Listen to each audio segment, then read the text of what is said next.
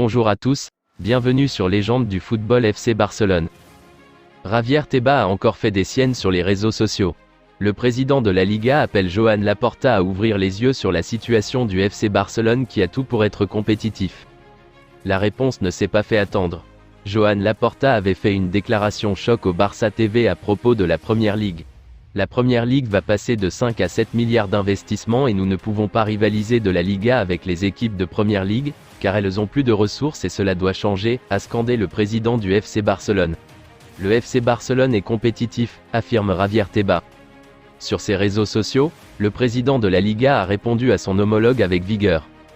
Cher Joan Laporta, je vous donne les chiffres de la répartition des droits télévisuels du FC Barcelone, par rapport au club de la Première Ligue, vous êtes parfaitement compétitif. La Liga gagne moins, mais vous êtes comme les grands clubs de la Première Ligue.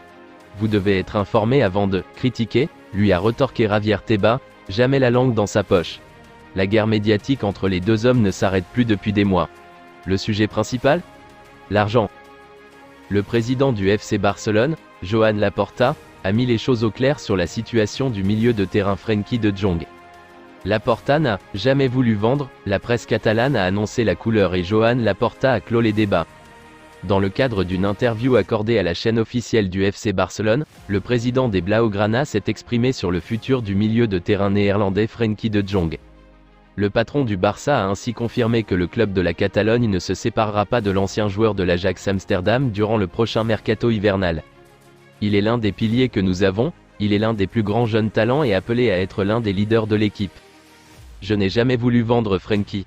Joan Laporta a ainsi réglé la situation à court terme du joueur de 25 ans, dont le contrat avec le FC Barcelone expire en juin 2026.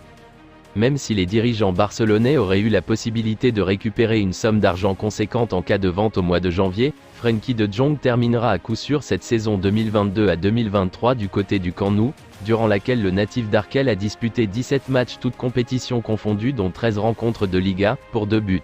Le Bayern sur les rangs. Recruté durant le mercato d'été 2019 contre un chèque de 86 millions d'euros, l'international batave intéresserait le Bayern Munich. Outre le club allemand, le Paris Saint-Germain surveillerait également le dossier.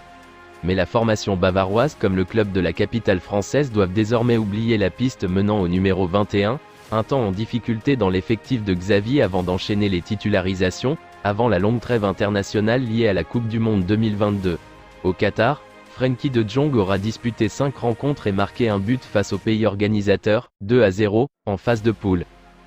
Finaliste du mondial avec les Bleus, Jules Koundé et Ousmane Dembélé devraient être disponibles pour la reprise du Barça face à l'Espagnol. Alors que la Coupe du Monde est terminée depuis dimanche dernier, l'heure est à la reprise dans la plupart des grands championnats. Pour le FC Barcelone qui n'est pas encore en lice en Coupe du Roi, il faudra attendre le 31 décembre et un derby face à l'Espagnol comptant pour la 15e journée de Liga. Xavi aura le luxe de pouvoir compter sur la quasi-totalité de son effectif, Jules Koundé et Ousmane Dembélé compris. Les deux Français défaits au tir au but dans cette finale folle face à l'Argentine sont attendus le mercredi 28 décembre, à moins qu'ils n'imitent Kylian Mbappé en reprenant l'entraînement plus tôt.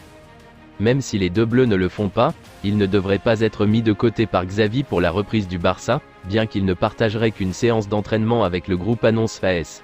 En effet, ils font partie des Blaugrana ayant eu le plus de temps de jeu au Qatar et ne sont pas en manque de rythme. Koundé titulaire dès son retour pour le derby ? Si Dembélé devrait, a priori, débuter sur le banc pour souffler un peu, Koundé pourrait démarrer la rencontre. Alors que l'Uruguayen Ronald Araujo n'est pas encore prêt, l'ancien joueur des Girondins de Bordeaux apporte une certaine garantie derrière. Les retours à la compétition du défenseur qui n'a finalement pas joué durant le mondial avec la Celesti seraient prévus le 8 janvier pour le choc face à l'Atlético Madrid. C'est tout pour aujourd'hui, n'hésitez pas à ajouter des commentaires, abonnez-vous, ça coûte rien du tout, je compte sur vous, un grand merci pour le soutien, à la prochaine vidéo pour la suite de l'actualité de FC Barcelone.